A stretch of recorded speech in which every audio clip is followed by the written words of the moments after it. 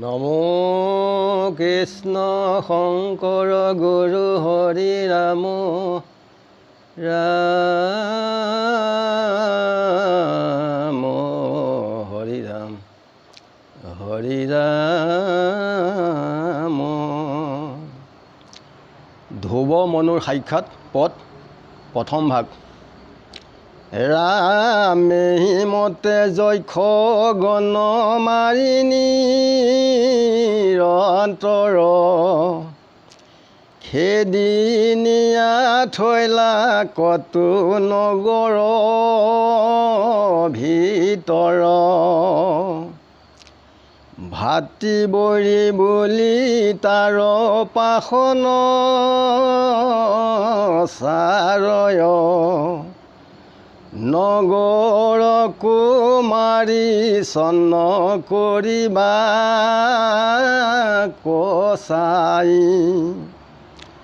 কোনবা গুই হক উত্তম কমাৰিলে ক তাৰ দুখে মাৰিলে ক গুই হক ক। তথাপি ধ্ৰুৱৰ মনে সান্তনা কয় দেখিয়া স্বয়ম্ভু মনু ব্ৰহ্মাৰ ত্ৰণয়। ধ্ৰুৱক কৃপাৱে মনু আৰহি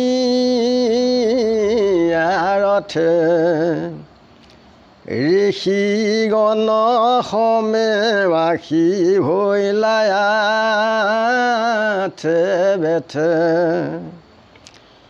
ৰথৰ দীপিতি যেন সূৰ্যৰ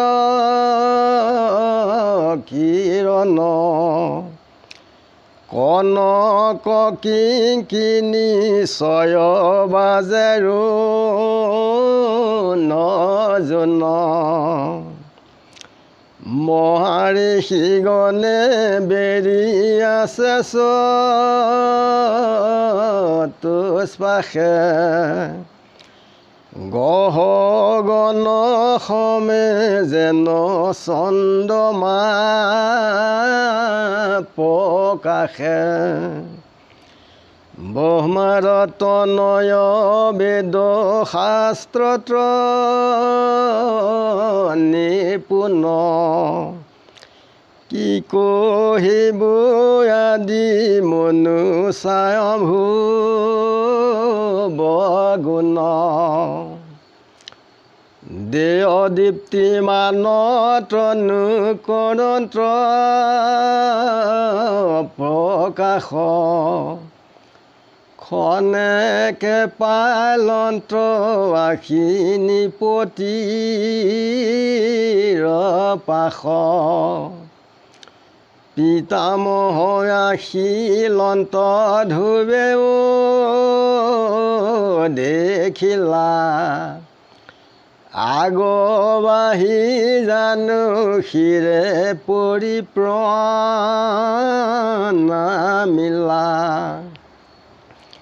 পাদ্যবৰ্ঘবাসমণি মধুপ কদান গন্ধে পুষ্পে পূজিয়া কৰিলা বহুমান। কৰজোৰে পুছিলন্ত স্বয়ম্ভু কচাই। পিতামহ কি কাৰ্যে আহিলা মোৰ ঠাই। ধ্ৰুৱৰ ভকতি দেখি মনু তুষ্ট ভৈলা পোষণ বদনে হাঁহি বুলিবা কলৈলা। শুন শুন নাতি মই আইলো যি কাৰণে তোৰ ক্ৰোধ দেখি মোৰ দুখ লাগে মনে কোনে বা তোৰ ভাতৃ নিৰ্লজ্জ মঘৰ তাৰ দুখে মাৰিলি গুহকনিৰ অন্তৰ বৈষ্ণৱ পথৰ বাপু নহি তু ধৰ্ম হিংসল ব্যাসন ইটো পাখণ্ডৰ কৰ্ম আমাৰ বংশৰ ইটো নহিকে উচিত প্ৰাণীবধ বিধি সাধু খবৰ নিন্দিত ক্ৰোধ অহংকাৰ হিংসা পৈশূন্য যতে ক ইটো অজ্ঞানৰ কৰ্ম জানিবি প্ৰত্যেক হে নজানি বাপু তই ৰম ন কষ্ট আৰ যক্ষ গণ বৃথা নকৰি বিনষ্ট অনাদি ঈশ্বৰ যিটো দেৱনাৰায়ণ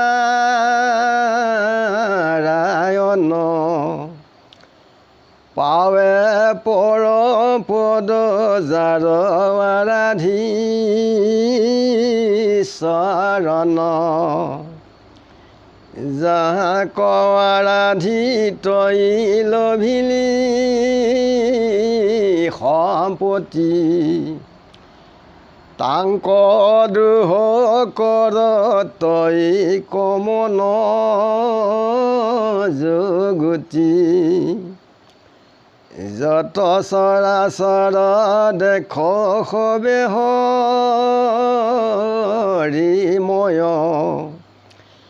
পৰমাৰ্থ ৰূপে হৰি সবাতে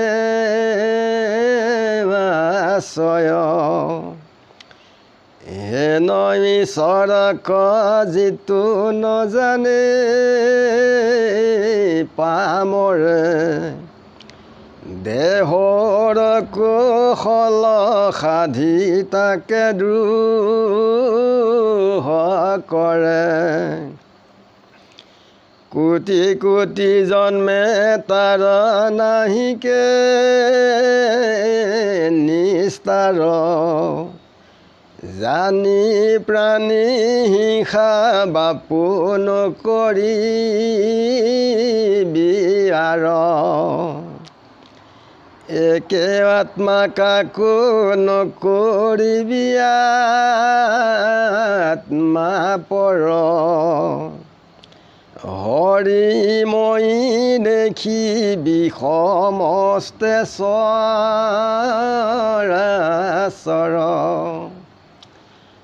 সমান জনৰ লগে কৰিবি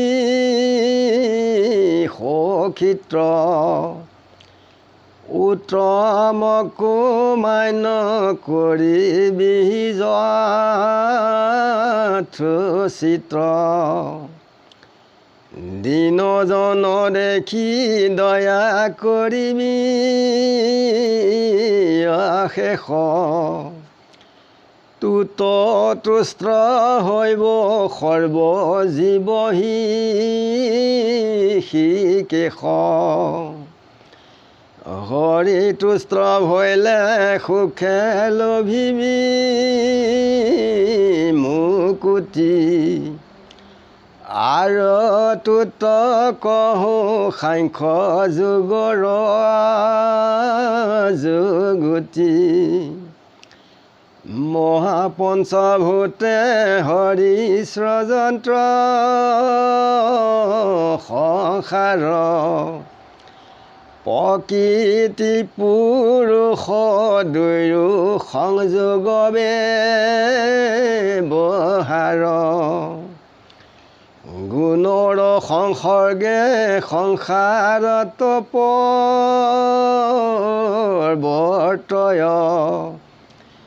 চম্বুক সহিতে যেন লোহাও ভময় সেইমতে অধিষ্ঠান ৰূপে দামোদৰ আপোনাতে আপুনি স্বজন্ত নিৰন্তৰ।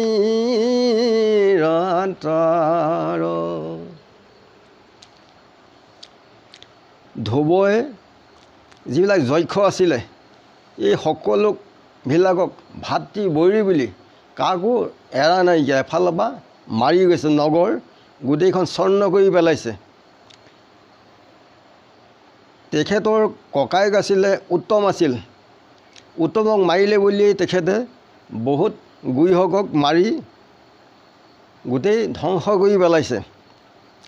তেতিয়া স্বয়ম্ভু মনু অৰ্থাৎ কাকাক আহি পেলাই আৰু ৰথত আহিছে ধ্ৰুৱক ধৰ্মীয় জ্ঞানৰ দিবৰ কাৰণে। যে পিতামহক দেখা পাই ধ্ৰুৱই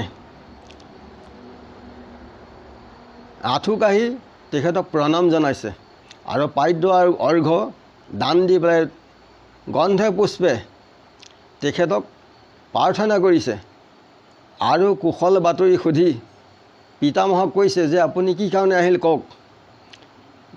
ধ্ৰুৱৰ ভক্তি দেখি মনুৱে প্ৰসন্ন বদনেৰে কৈছে যে মই যি কাৰণে আহিছোঁ তুমি শুনা। তোমাৰ কোট দেখি পেলাই মোৰ দুখ লাগি তোমাৰ ওচৰলৈ আহিলোঁ।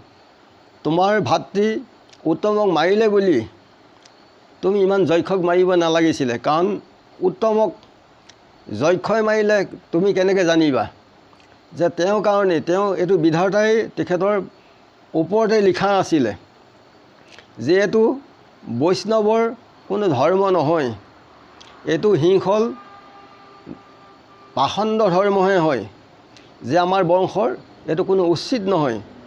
এইবুলি মনুৱে ধ্ৰুৱক বুজনি দিছে যে অহংকাৰ ক্ৰোধ আদি পৰিশূন্য এইবিলাক হৈছে অজ্ঞানতহে হয়, যে সেইকাৰণে তুমি বিঠাই যক্ষবিলাকক মাৰিলা। যে ঈশ্বৰ কৃষ্ণই সকলোকে স্বজন কৰিছে, তেওঁ চৰণ আৰাধনা কৰিলে সকলো পৰম পদ পায়। যে তেখেতক তুমি আৰাধনা কৰি সকলো সম্পদ তুমি পালা, যে তেওঁকে দোষ কৰিলে এইটো মহা দ্ৰোহ হয়। যে চৰাচৰ গোটেই বিশ্বত সকলোতে উৰণ বুৰণ গজন ভ্ৰমণ চাৰিমুঠি জীৱত তেখেত পৰমাই আছে। যে তেখেতলৈ দোষ কৰিলে ঈশ্বৰকে দোষ কৰা হয়। তেতিয়া কি হয়, কোটি কোটি জন্মে কোনো এই সংসাৰত আমাৰ নিস্তাৰ নহ'ব।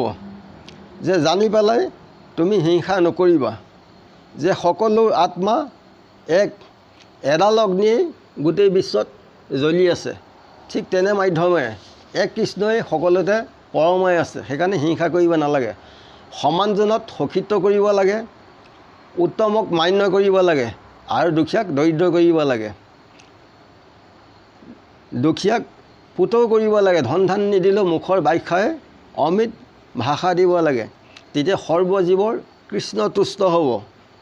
যে হৰি তুষ্ট হ'লে তুমি অচিৰে মুক্তি লাভ কৰিব পাৰিবা।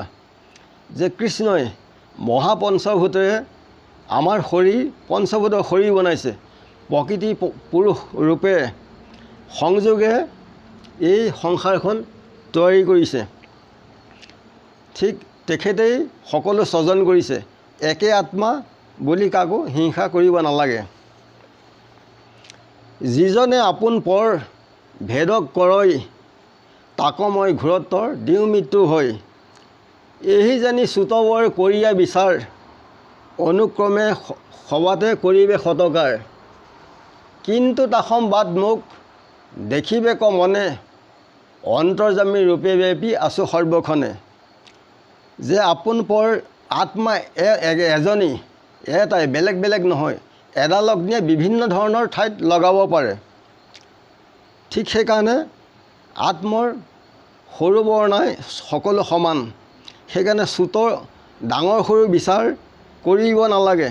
অনুক্ৰমে যাক যেনে সেৱা ভক্তি কৰিব লাগে তেনে মাধ্যমে কৰিব লাগে। আৰু সকলোতে ঈশ্বৰময় দেখি তেখেতক সন্তোষ প্ৰাৰ্থনা কৰি ইমানতে কৈ আমি ৰাখিছোঁ। গুৰু কৃষ্ণ কৃষ্ণ মহাবিষ্ণু হৃদয়ানন্দ কৃষ্ণ।